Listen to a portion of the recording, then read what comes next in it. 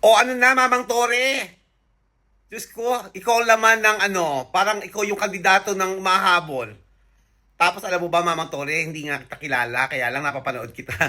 Napanood kita, napakomment ba ako? Ikaw pala yung sumugod doon sa kala Sir Kibuloy ne. Ikaw yung nangunguna doon. Tapos, ngayon, yung banat ni Tatay Duterte na joke-joke lang, umaapila ka. Na akala mo, ikaw yung pinagbibintangan, ikaw yung sinasabihan. Mamang Tore, I'm sure, may binabalak ka. Make it sure lang naman na pag nanalo sila Tatay Duterte, ikaw ang kaunahang lagot. Alam mo yon? Panigurado yan. Pag nanalo sila Sara Duterte, ang mga manok nila, naku, kauna-unahan ka mawawala sa listahan niyan. Panigurado.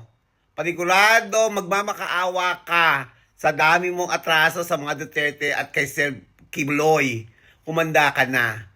Diyos ko lang, ikaw maapila. Apila ka lang apila. Joke lang yun. Eh kung ang joke na yun, lagi niyo siniseryoso. Pwede sana naniwala nga kayo na ang ating Pangulong Bongbong Marcos ay bangag nga. Kung pinapaniwalaan niyo lahat ng mga sinasabi ni Tatay Digong. Diyos ko, mag-isip nga.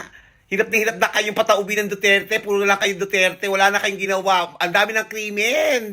Sa dami ng krimen na nangyayari sa Pilipinas, nakatuong pansin kayo sa mag-ama. Kung hindi si BP Sara, si Tatay Digong, sinabihan na kayo, sinabi na nga ng NBI na sabi joke lang. Pati yung mga ibang senador, ikaw apila ka lang apila. Hamang Tore, Diyos ko, sige, apila ka pa lang apila. Dahil I'm sure, hirap na kayong pataubin ng agila. Kahit naman kasi anong gawin nyo, lalabas at lalabas talaga ang totoo. Hirap na hirap kayong pataubin ang pamilyang Duterte. Kasi bakit kamo? Dahil mahal sila ng taong bayan. Yun lang yon. Diyos ko na!